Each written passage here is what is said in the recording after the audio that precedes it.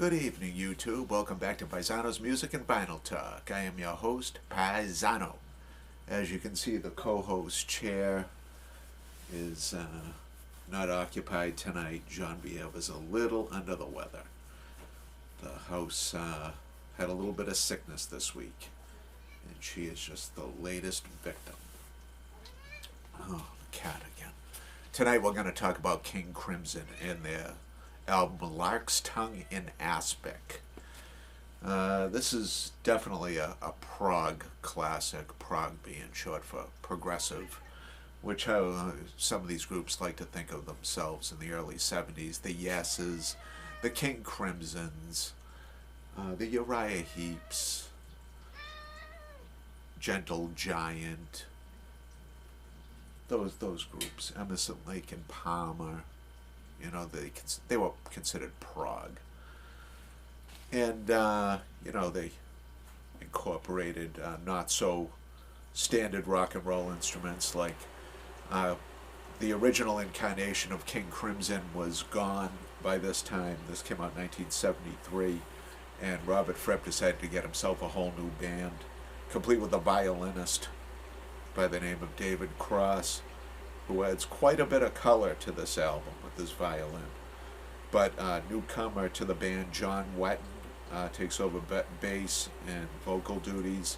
Bill Bruford, who had played with Yes, was on this album, and a percussionist by the name of Jamie Muir, who didn't have a very long music career. I think he became a monk, something like that. He's definitely a character. A couple of videos of him. He's definitely a different kind of guy. Like I said, Fripp got rid of everybody. I need to do a deeper dive into King Crimson, I think.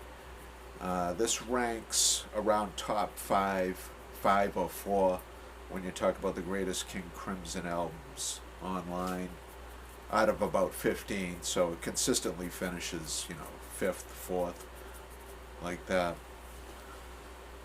I'm only familiar with In the Court of the Crimson King, which was their first album with Greg Lake.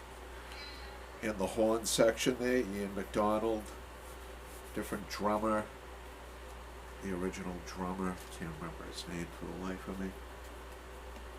But yeah, they made a couple albums with Greg Lake. In the Wake of Poseidon, I have that on vinyl. That will be reviewed in the future, I am sure. But I need to know more about King Crimson. What I've heard of Robert Fripp's guitar work is nothing short of amazing. An innovator, if there ever was one. A prog genius of the electric guitar. And you get newcomer John Wetton on this, making a name for himself. He had been with the group Family briefly, and after this he played with Uriah Heep, and he helped form Asia in the early 80s. All right, let's go over the track listing. Well, before we do that, let's talk about subscriptions. If you're new to the channel, welcome. We talk about rock and roll here. We always have, and we always will. And if you've been watching for some time and not yet subscribed, just do it. Just do it. Side 1, Larks, in Aspic, Part 1, followed by Book of Saturday. And the last song on Side 1 is Exiles. Side 2 opens with, as close as Robert Fripp can come to a rock and roll song, Easy Money. Then there's the talking drum, and it finishes with Larks, in Aspic, Part 2. This came out on Island Records, originally, I believe. But this came out on EG, which Robert Fripp had a hand in owning, I believe. It's a reissue, obviously. I bought this in the mid-'80s.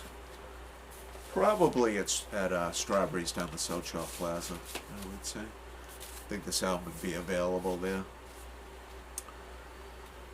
All right. Monday night, tomorrow night, Hopefully Genevieve is well enough to help us with the album draw.